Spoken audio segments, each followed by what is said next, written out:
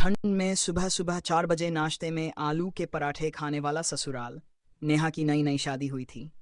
वह अपने मायके में आराम से 9 बजे तक उठने की आदी थी, लेकिन ससुराल आने के बाद उसे एक अजीब परंपरा का सामना करना पड़ा। यहाँ पूरे परिवार को सुबह 4 बजे ही नाश्ता करना पड़ता था। ये सुनकर नेहा के होश उड़ गए।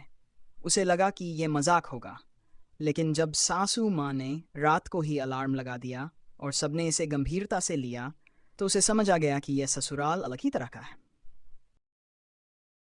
सुबह ठीक 4 बजे अलार्म बजा।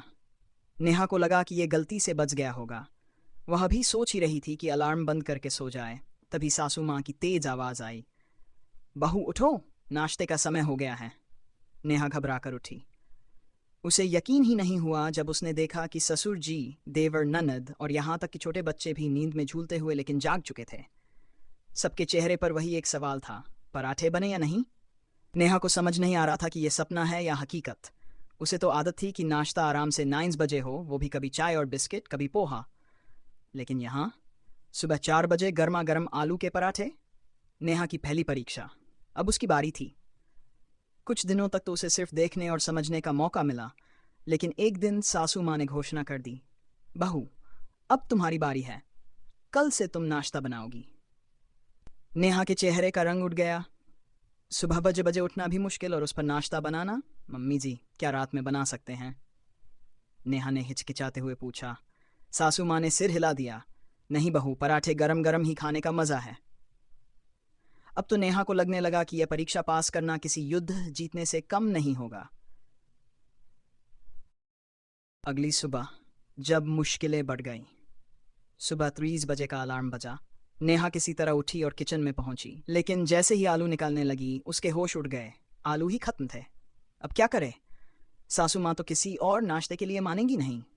उसने जल्दी से सौरभती को जगाया। सुनो, आलू खत्म है, अब क्या करूं? सौरभ आधी नींद में था। उसने कहा, तो बाहर से ले आओ। बाहर? इतनी ठंड में? लेकिन और कोई रास्ता नहीं था। नेहा ने शॉल लपेटी और कंपाते हुए बाहर निकली। सर्दी इतनी थी कि उसकी सांसें भी सफ़ेद धुएं की तरह दिख रही थीं। पूरी गली में सन्नाटा था, बस कोहरे की मोटी चादर थी। किसी तरह एक दुकान मिली जहां से उसने आलू खरीदे। रास्ते में एक कुत्ता भी उसके पीछे लग गया, जिससे वह डर कर भागने लगी। ठंड में भागने की वजह से उसकी नाक और गाल लाल हो गए थे। किसी तरह घर पहुंची तो सासू माँ ने देखा और बोली, क्या हुआ बहू, भाग दौड़ कर आलू लेकर आई हो क्या? नेहा ने सिर हिलाया और जल्दी जल्दी काम में लग गई। 4 बजे का अलार्म और भूखे ससुराल वाले। अब तक 4 बज चुके थे और ससुराल वाले नाश्ते के इंतजार में बैठे थे। भाभी, जल्दी करो, बहुत भूख लगी है। ससुर जी बोले, इतनी देर क्यों बहू, 6 बजे का मतलब 6 बजे। नेहा के हाथ पैर ठंड और घबराहट से कांप रहे थे। किसी तरह उसने जल्दी जल्दी आलू उबाले, मसाले डाले और बेलना शुरू किया, लेकिन ठंड इतनी थी कि बेलन बार बार हाथ से फिसल रहा था। नेहा की समझदारी मीठा भी बना दिया। नेहा को लगा कि आज पहली बार उसने देरी कर दी तो कुछ अलग करना पड़ेगा। उसने तुरंत हलवा भी बना दिया और जब पराठे परोसे तो साथ में गर्मा गर्म हलवा भी रखा। सबने जैसे ही पहला निवाला लिया, चेहरे खिल गए। वाह बहू, आज तो मज़ा आ गया, सासू माँ ने कहा। अब कोई भी गुस्से में नहीं था, सब नाश्ते का आनंद ले रहे थे। नेहा की पहली परीक्षा पास हो गई थी। घर के बच्चे और देवर ननद की सुबह की जंग।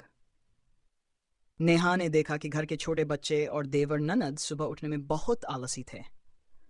कोई बहाना बनाता, मुझे सिर दर्द है, तो कोई कहता, आज मेरी तबीयत ठीक नहीं लग रही। लेकिन सासू माँ किसी की नहीं सुनती थीं। नियम है कि 4 बजे उठना है, कोई बहाने नहीं चलेंगे। नेहा को यह देखकर हंसी आ गई कि कैसे सब उठते ही आंखें मलते हुए आलू के पराठे खाने बैठ जाते थे। निष्कर्ष, नेहा ने बाजी मार ली। अब नेहा को सुबह 4 बजे उठना, नाश्ता बनाना और परिवार के साथ हंसी मजाक करते हुए दिन की शुरुआत करना बिल्कुल अजीब नहीं लगता था, बल्कि उसे मजा आने लगा था। ये ससुराल शुरू में अजीब लगा था, लेकिन अब ये उसके दिल के बहुत करीब हो गया था।